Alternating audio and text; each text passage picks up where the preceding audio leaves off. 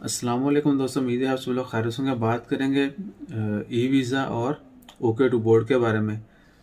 अभी इन हालात के मुताबिक जो है बहुत सारे दोस्त अब आप क्रिटिसाइज करेंगे, तनकीद करेंगे कि भाई वीज़े तो खुले नहीं है तो तुसी ओके टू बोर्ड ਦੀਆਂ ਸਟੈਂਪਾਂ ਦੀਆਂ ਗੱਲਾਂ शुरू कर ਦਿੱਤੀਆਂ ने।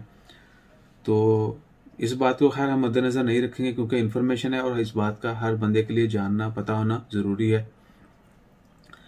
जिन दोस्तों को ई वीज़ा इशू होते हैं, यानी ओमान ने रिसेंटली जो है ई वीज़ा इशू करना शुरू किए थे लेकिन बीच में वो बंद कर दिए गए और आजकल जो है बिल्कुल वीज़ा इशू नहीं किए जा रहे।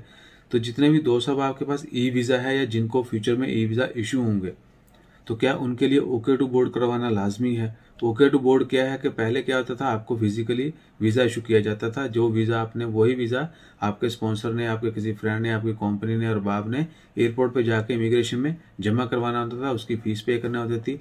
पहले बहुत पहले जो है कुछ साल पहले 3 रियाल होती थी, बाद में 5 रियाल कर दी गई।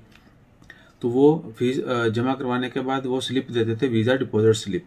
वो डिपॉजिट स्लिप जो है वो आपने एयरलाइन को दिखानी है और उन्होंने ओके टू बोर्ड कर देना साथ ही। वो टिकट में जो है ओके टू बोर्ड रहता है कि it is confirm that they can fly to Oman.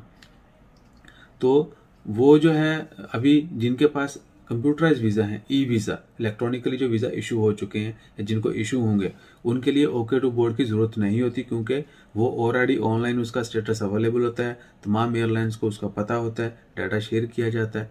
इसके अलावा क्या है कि पाकिस्तान में या हो सकता है दूसरे ममालिक में भी ट्रैवल एजेंट्स या दूसरे इन्फॉर्मेशन देने वाले लोग या जहाँ से आप टिकट ले रहे हैं वो लोग आपको ब्लैकमेल कर सकते हैं। अब इसमें ट्रैवल एजेंट जो है वो मेरे सर के बाल उखाड़ना चाहते हैं तो उखाड़ दें। मैं किसी को बुरा नहीं कह रहा, सिर्फ उसी को बुरा कह रहा हूँ या उसी को तनकीद कर रहा हूँ जो ये काम कर रहा है। So please don't criticise on it, क्योंकि जब भी हम किसी के लिए बोलते हैं, जब मैं सभी के लिए बोलूँगा तो मैं सबको मैंशन करूँगा। तो कुछ लोग जो है वो ये हरकतें करते हैं। रिसेंटली एक दोस्त ने कमेंट किया था, अगर वो देख रहे हैं तो वो ज़रूर दोबारा कमेंट करें कि एक तो उनको उनका कमेंट का आंसर पहले मैंने दे दिया है लेकिन इस वीडियो में उनको शायद ज़्यादा मज़ा आएगा सुनने में। तो क्या है कि वो आपको चूना लगाने की कोशिश कर रहे हैं। जहाँ पर भी ट्रैवल के साथ लफ्ज़ लग जाए एजेंट, वहाँ समझ लें कि चूना जो है रेडी पड़ा है और आपको कभी भी लग सकता है। और ये लोग किसी के सगे नहीं होते।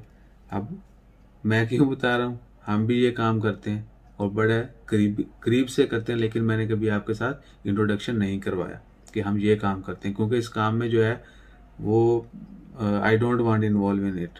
मैं नहीं चाहता कि चंद टिकटें बेचने के लिए, वीज़े बेचने के लिए आप लोग जो है मुझे क्रिटिसाइज करें और करते ही जाएं।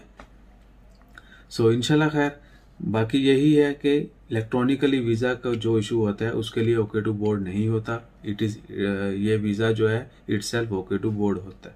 आप जब ओमान में आएंगे आपको जो है वहीं पर सारा कुछ प्रोसेस जो है आपके पासपोर्ट के ऊपर स्टिकर लगा दिया जाएगा, वो भी ऑनलाइन है। ऐसा नहीं है कि पहले की तरह स्टैंप लगती थी उसके ऊपर मैनुअली मेंशन किया जाता था। अब जो है नए स्टिकर लगाए जाते हैं वीज़ा के ऊपर। सो वीज़ा के नए स्टिकर लगाए जाते हैं पासपोर्ट के ऊपर। इसके अलावा कोई भी तंबाकू खबर जानने के लिए आप हमें मैसेज कर सकते हैं, कमेंट कर सकते हैं। ऑफ कोर्स आप लोगों को ये तंबाकू लगी होगी लेकिन मैंने पहले भी शेयर की थी, तो ये हमें पता होना चाहिए कि कब क्या कैसा हो रहा है। और वीज़ा का स्टिकर लगना शुरू हो चुका है। पहले क्या होता था, सिर्फ स्टैंप लगती थी। इसके मतलब एक वीडियो बना के शेयर की थी। अगर फिर भी सोचा थोड़ा इन्फॉर्मेशन दे दूँ, दोबारा से रिपीट हो जाए, नए आने वाले दोस्त सब आपको पता चल जाएगा। अपना ख्याल रखें, हमारा ख्याल रख लें, सब्सक्राइब करें। जज़ाकल्लाह, अल्लाह हाफिज़।